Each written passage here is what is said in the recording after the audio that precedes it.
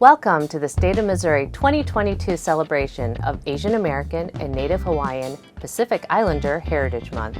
I'm Anna Hugh, Director of the Missouri Department of Labor and Industrial Relations, and the first Asian American to be confirmed as a member of a Missouri Governor's Cabinet. Last year, during Heritage Month, I had the honor to speak with my mentor and former U.S. Secretary of Labor and Secretary of Transportation, Elaine Chao. This year, along with our friends from the Office of Administration who are producing this video, I am pleased to introduce Michelle Lee. Michelle grew up near Kansas City and studied journalism at the University of Kansas, but we won't hold that against her. She has 2 decades of broadcast experience, having worked in Seattle as a morning show anchor and as the main news anchor for KY3 in Springfield, Missouri, as well as at stations in Madison, Wisconsin and Wilmington, North Carolina. As a Korean adoptee, Michelle has been passionate about using her spare time to volunteer and advocate for adoptees and their families. In 2010, the U.S. Congress awarded her with an Angels in Adoption Award for her work with adoptees and children in foster care. She also mentors young journalists as a member of the Asian American Journalists Association and has been a long-standing member of the Junior League. We hope you enjoy my recent conversation with Michelle, which includes some questions from State of Missouri team members. So let's get started. Let's just go ahead and get started. Okay, well, thank you so much. I feel like I can't follow up Elaine Chao, so it's a big... Who can follow up Elaine Chao? She certainly set the standards high for all of us. Yeah. Well, you know, you've had such an interesting life and just want to get a little more background about you. So our first question is really going to be about your Korean heritage. And, you know, you've spoken a lot about it and about being an adoptee and that you grew up outside of the Kansas City area in the rural part of Missouri. But you just have such an interesting story about discovering about your background, your history, your Korean family. And so can you share a little bit about that with us? Oh, sure. So I grew up near Pleasant Hill, Missouri. So I went to high school in Pleasant Hill, which is Cass County. And I would say that it's, you know, fairly rural where I grew up. And I don't know if Pleasant Hill would consider itself rural anymore, because now it's the sprawl, right? But just growing up, we were the Roosters and the Chicks. That was our high school mascot. It still is. So I think that's always kind of a funny thing to share with people. Yeah. So I was adopted, came to Brookfield, Missouri first, and then grew up in near Kansas City. And so my dad was a construction worker. He was a laborer. I was a first-generation college student. So I had all of these other things going on in my life aside from being an Asian-looking person, right? And then when I was probably a teenager, I started going to Korean heritage camps and really learning more about Korean culture and meeting other adoptees, mostly in the Midwest. And then when I was 18, I went back to Korea. And that changed my entire life because it was unexpected, but I ended up meeting my entire Korean family. So they're intact. My birth mother and birth father are still married. I have 3 full siblings, and they were surprised to see me show up in Korea to want to meet them. And that's not really how it usually goes. Usually you do a big search before you go to Korea, but it just so happened that I was able to see my file and meet them. So that kind of launched a bunch of different things in my life, really turned a corner because now I have this Korean family and we became I don't know if a blended family is the right word or a mixed family, but you know, my family and my Korean family really became one over the years. More love to share. Yeah, absolutely. Yeah, that's such a terrific story. I know our viewers, may not know that you've taken so many volunteer trips back to Korea and helped to launch projects to introduce Korean adoptees here to that heritage, as well as help adoptions from Korea here in the U.S.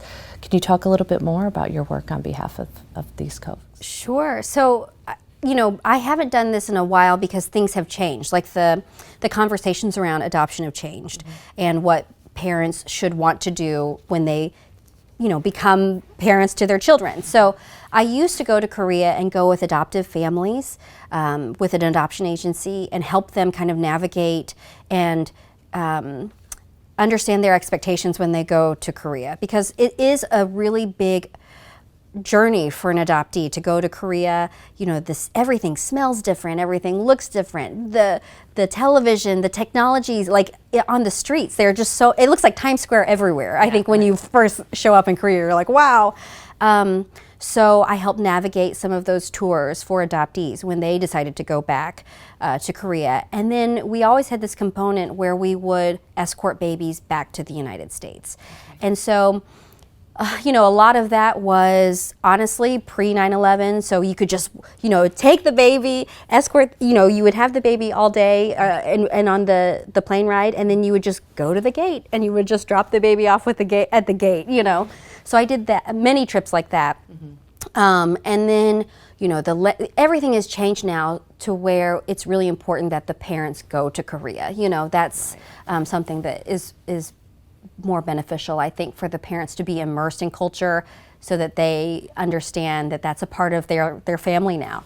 But I've done a lot of trips like that, and then also just volunteered here in Missouri with other adoptees, transracial adoptees. And then also when I was in Southwest Missouri, did a program with when I was in Southwest Missouri, I did a television program to help children who were in foster care here in Missouri. Right. And that was something that I really loved doing for the time that I was in Southwest Missouri. Great. I know you made a really big impact there while you were in that community. You know, you've had so many successes in your career and just projects that you've taken on, even speaking at the National Press Club in Washington, D.C. in 2011. You know, your work as a news reporter, as an anchor, do you feel your Asian heritage, your background gives you a different perspective than other reporters? I think absolutely, because first of all, we all bring our own experiences to the table that makes us, I think, have better empathy when we're covering communities. If we have the experience of immigration or adoption or facing discrimination and racism, I think we have more empathy and understanding when we cover those stories. And then also, if we're ingrained in a community, we can bring up problems and help solve some of those problems as well. I mean, I think about the great history that Asian Americans have in Missouri, and so much of that history has not been told, but it is shared by all of Missouri, right? I think of St. Louis having Hop Alley, having a Chinatown for 100 years is nothing to forget about, you know, and a lot of people don't know about that here, even in St. Louis. So to me, I feel like that is a story worth covering, right? That is, as a reporter, you cover the first draft of history. That's what we say. So there's just so much history that we need to uncover and share with people so that we have a real understanding of what Missouri is about and what our communities are about. Very good. Totally agree. There's still a lot of great stories to tell out there, and so I'm glad to be engaged with you in that process as well. It's just been such an honor, I know, for you to receive the Angels in Adoption Award from the U.S. Congress. Can you tell a little bit about that experience and what you've taken from that? Oh my goodness. Well, that was another big life moment for me, and I was really humbled. At the time, it was Congressman Roy Blunt who nominated me, and because I was in Missouri, or because I was in Southwest Missouri, and it was just such an honor because you go to the Capitol, you kind of lobby for adoption issues. I mean, you're just really, what you're doing is sharing your experience with adoption, and you meet all kinds of people who've done amazing things, whether it's through the foster care system, whether it's through adoption domestically, or whether it's transracial adoption, international adoption. There are just so many issues, and we see it here in Missouri. So it was really wonderful to be able to share the experiences that I've seen, that I've reported on, and that I've had myself, and then be honored for that was really special. Great. Yes, definitely. Well, you've done a lot to share your own story and inspire a lot of people. And you know, you made national news a few months ago when you were saying, I think during a newscast about New Year's, that you were going to go home and have some dumplings to celebrate. And I'm not sure if that's one of your family traditions or, you know, we have traditions at home as well. But then you had a viewer call in and basically express some anti-Asian feelings there. How did you, I guess, take on this, this feedback that you got from a viewer, and then use it, for establishing a foundation. Isn't that crazy? Yeah. It feels like it was yesterday, and then at the same time, it feels like it was 20 years ago. It was incredible to me, I think, because for me, and I think so many Asian Americans really have to work to incorporate culture in their lives, or being intentional about the culture they bring into their lives. Because even though I have white parents, and grew up in Missouri, when I lived in other places in the country, I remember a Korean American reporter coming up to me and asking me to translate something, because even though she grew up in the United States and had Korean family all around her, she was like, I still didn't know the language. So, we all have to be intentional about what we're bringing into our lives. And for me, the rice cake soup is something that we do on New Year's, and it's just for longevity, for good fortune, and the soup is actually delicious. So that's really what it is. It's about good food. Yeah. So when the viewer called, I just mentioned it, that I had that soup. And when the viewer called and said that I was being very Asian and I needed to keep my Korean to myself, and if white people said that what they ate for dinner, they would get fired. And I just thought that was so incredible, because I didn't think any of it was true, really. We all share our experiences and our culture, and I think also when you work so hard to incorporate it into your life, it just feels like, oh, that really hurt. That was deep. I understand. And then, and words do matter, and people have actually gotten assaulted or worse because of racism. So I just shared the voicemail, and the voicemail went viral. Yeah, and that's actually very terrifying. I would not recommend going viral to anyone, because you don't realize what kind of anxiety you bring in that situation. But so far, it's been very positive. And I ended up talking to the woman, and we said we would meet one day. And she apologized, I accepted, and I felt like we could move on without her, and really I felt like it was such a gift, because look what happened out of that. Out of the Very Asian movement, people were using the hashtag all around the globe. They were sharing pride in their family traditions or their food. It really became a celebration point. And then there were so many people who said they had never felt seen in a movement like that before. I think that's incredible, and I don't know, I can't take responsibility for that. But a lot of adoptees, a lot of people who are of mixed race, a lot of people in the LGBTQ communities also felt like maybe they had been seen in a way that they hadn't been seen before. And I think that's really special, because I do think that we should be able to bring our full humanity to our spaces, and just being accepted for who we are as we exist in the world. Like I'm just living my life, raising my kid, doing my job, and, mentioning what I ate. And I know a lot of people who are mixed families, and, that's their tradition now, even though not all of them grew up in Korea or something, right? So, and who doesn't like the fusion foods that we have? Oh, yeah. I mean, we have some of the best food in Missouri. I mean, some of the best food in Missouri. So we have some of the best food right here in Missouri, And so anyway, when I had the chance to go on Ellen, she gave me a gift of $15,000. Well, what am I going to do with that money?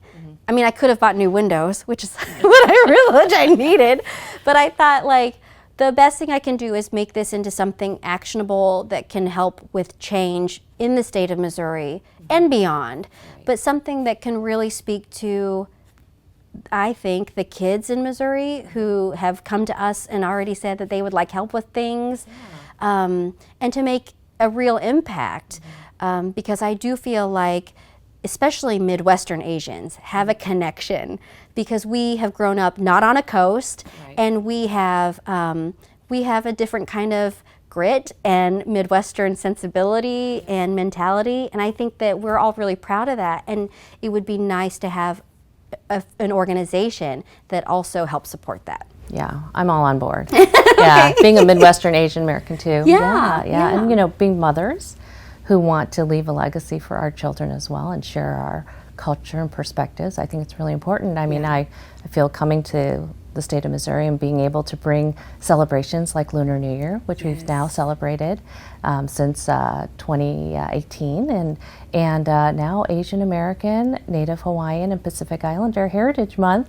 We've celebrated now, I think this will be our 3rd year. So, I think it's so yeah, awesome. I think it's really a great opportunity for us statewide to be able to share about our different cultures, background, heritage, traditions. Yeah. That makes Missouri such a wonderful place to live, work, and raise a family. Oh, I agree. And to normalize our stories so that everyone gets on board in terms of just celebrating it, you know, because I think our stories are Missouri stories.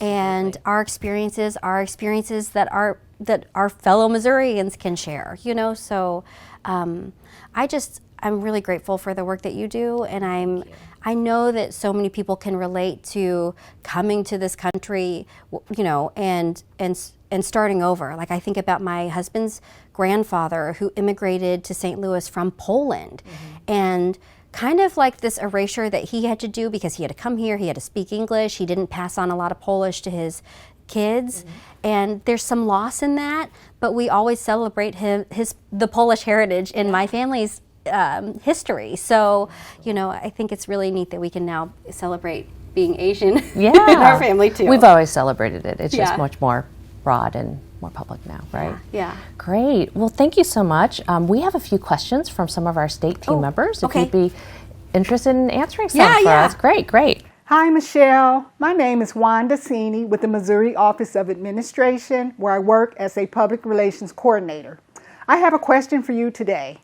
As an Asian American woman who has worked across the country and become a successful person in the news industry, what has helped you reach this point? Also, what advice would you give aspiring young women? Thank you. I think, first of all, to call yourself successful is really hard. You know, it's really hard to hear that. But thank you. I think for me, success comes in increments.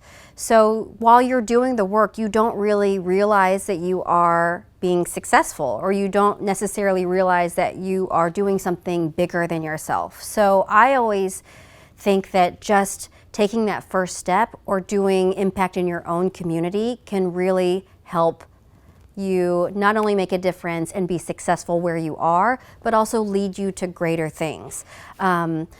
This example of like the Variation Foundation and what happened to me, I feel like I didn't earn any of that. But when I look back at the work that I've done over the years, just small incremental things, then I think, okay, I was prepared for this and I didn't realize it. So I think you just kind of chip away, and it's that saying of, you know, how do you eat an elephant? One bite at a time. It's making those gradual steps and those consistent steps that help lead to success. Hi, Michelle. My name's Elizabeth Reed with the Missouri Department of Transportation. So my questions are, what do you do when you face challenges or setbacks? And with the rise of anti-Asian sentiments and violence during the pandemic, how have you personally coped with these circumstances? I think the setback question is a really good one, because if you're just looking overall at setbacks, they feel bad, right? They feel awful in the beginning, but then when you're able to take the grief out of it, like acknowledge the grief that this was a setback, then I think you look at it through humility and say, okay, what did I learn from this? And I think sometimes the learning that you get from a setback is what propels you to do the next big thing. But in terms of anti-Asian hate and how you deal with that, it can be hard. And I don't think that there's a right answer, because everyone tackles that kind of trauma and grief differently.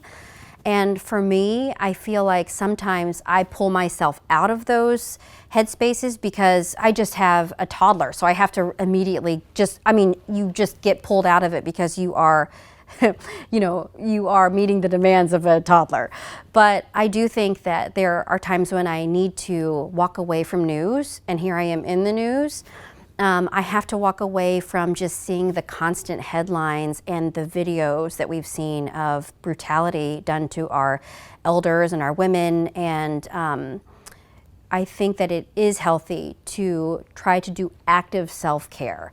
Sometimes that can mean just taking a 30-minute break, doing a breathing exercise, taking a short walk. It doesn't have to be like having a full spa day or something like that, right?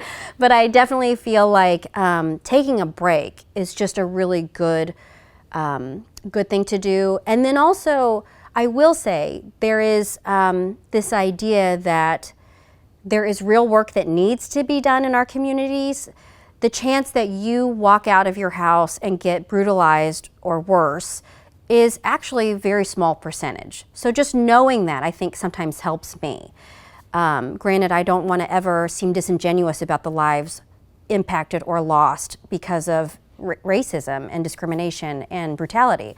But I know that when you look at the numbers, I say, okay, it's a very small percentage. But what can I do in the community that can make a difference? And then sometimes that gives me the courage and the motivation to move on. So is it getting language access in schools or in the 911 dispatch system or whatever it may be? It's just small things, or buying books for my library.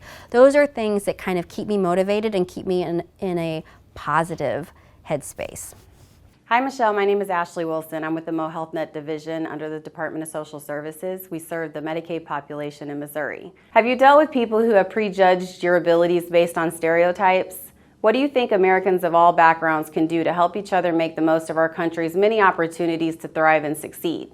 How do we foster a society where inclusion and diversity are shared values? Michelle, thank you for your time. We appreciate it. It's interesting because I definitely feel like in my industry specifically, I have faced a lot of ceilings, right? And just to give you an example, it wasn't that long ago where people used to say, we've already got an Asian anchor, so I just don't think that you're gonna get the job because we just don't want to confuse the viewers. Or I would say things like, in contract renegotiations, I would say something like, well, doesn't it matter that I was the first Asian American to anchor this particular newscast? And managers would say to me, no, it doesn't, because the viewers don't care. Or I've heard managers say, I was in an open meeting once where a manager said, we just don't have a business model for minorities because they only make up 3% of the population. This was years ago, so, and those people are not in news anymore. But I'm just saying that those are things that I experienced in my career. And I've been a career journalist for 20 years, but it really wasn't that long ago. So I think that we've made some huge strides in conversations and how we see people and what they bring to the table, right? Because you want good people at the table and you don't want them to be limited simply by the way they look. And I always felt like I had the ability to do the job. And that was something that really messed with my head because I thought, well, I'm capable of doing this job and I'm good at it. But I also think that those challenges in many ways help propel me to do things for our own journalism community or for our communities in the diversity, equity, and inclusion space. Now, you don't have to be an Asian person or a minority or whatever to help others rise in the DEI space. I think that there is still so much to be said about all of our experiences. So for me, for example, the other titles that I have, I'm a NICU mom. So my baby was in the NICU for several days. I'm an infertility warrior. I struggled with fertility issues for many years. I think about just being a mother or a parent or a caregiver in a workspace. There's still not 100% equity in those spaces. And we've seen that because of the pandemic and people exiting the workforce. And so I think that we have all experienced some sort of discrimination or some sort of hurt that has inhibited us from exceeding in our jobs. And so I think when we take those experiences, that helps us lead with empathy better and helps us bring a more equitable workplace or just being more equitable in all of our spaces, because no one goes unscathed, in childhood or in their young adulthood from getting made fun of or experiencing something. It might be socioeconomic as well. There are so many things that have limited us, and I think those experiences will help us bring a better workforce or create a better workforce. And we just have to use those experiences and be honest about them and authentic and share those with people to normalize it and make things better for all of us. I don't know, I kind of stumbled on that one. But I mean, you know what I mean? Like, we all have like something. Right. We all have something. So we just have to utilize that and say, okay, well, what was my something and how can I make it better for us? Michelle, you've spent a lot of time with us today. We so appreciate the time and the insight about your very interesting background and your very unique experience as well, and the ways that you've found how to use your own personal experience to connect with others in the community and your viewers as well, and how to make a difference. And so we really truly appreciate the time. Is there anything else you'd like to share as we close out the statewide celebration of Asian American and Native Hawaiian Pacific Islander Heritage Month? Gosh, if there's one thing I would like to add, it's just that we all belong, and we all have stories to share. And I even think with the Very Asian Foundation, people would say, when they would message me, they would say things like, well, I'm only a quarter Japanese, so I never felt like I could say something or take pride in being Asian, or I don't look Asian, but my mom's Asian or my dad's Asian. We all deserve to just exist, have this self-care to where we have pride in ourselves. And I think when we kind of heal and forgive ourselves or work on whatever it is we need to work on to become more whole, then we can be better for our communities. It's like the oxygen mask, right? So you put your oxygen mask on first and then you can help others. And I really feel that we have so much, we're just trying to box ourselves in so much, like saying like, oh, I'm only a fourth Japanese. Well, what does that mean? I'm not judging you. Celebrate it if that's what you want to do. Take pride in who you are, all of you. I don't think we're ever a half a person, a half this or a quarter that. We're a full person. And so what does that look like? And this month is a beautiful month. And if you're not Asian, hey, that's okay. Enjoy food or learn something about culture. Or ask some questions to your colleagues. I will always love answering questions for people, and getting food with people. Sign me up. Me too. Yeah, exactly. Right. All right. Well, Michelle, thank you again for spending the time with us, and we wish you well in all your endeavors at home and at work and with the community. Well, thank you for all that you do. I can't tell you how much it means to me and so many others. Thank you.